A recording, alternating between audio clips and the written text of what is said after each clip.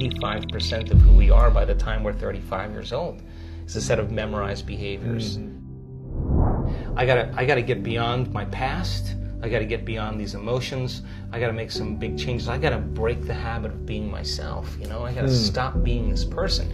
Now, that sounds really good theoretically and philosophically, but change is such a hard thing, really hard. Right?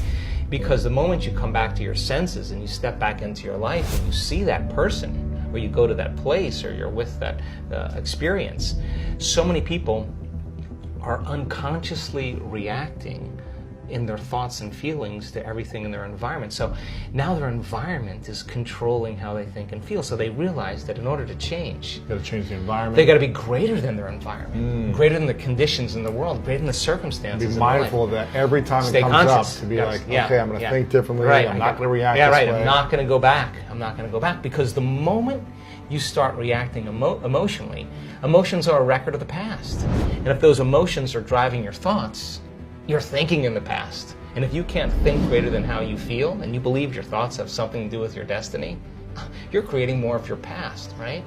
So it turns out that the repetition of thinking and feeling and feeling and thinking, these loops that people get caught in, condition their body to subconsciously become the mind of that emotion.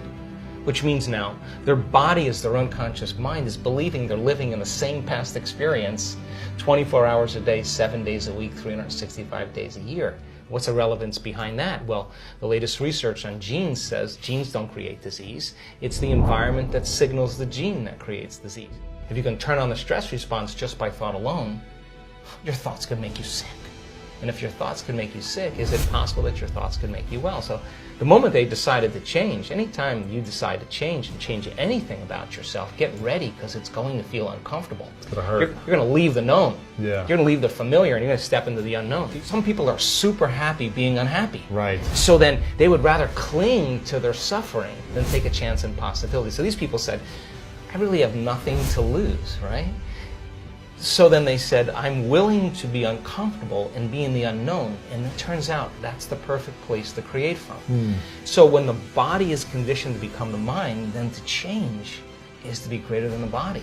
Now that I know that I got to break the habit of being myself, and I can't mismanage my thoughts and feelings, I got to change how I act, I got to watch how I speak, I got to become conscious of how unconscious I am, because 95% of who we are by the time we're 35 years old.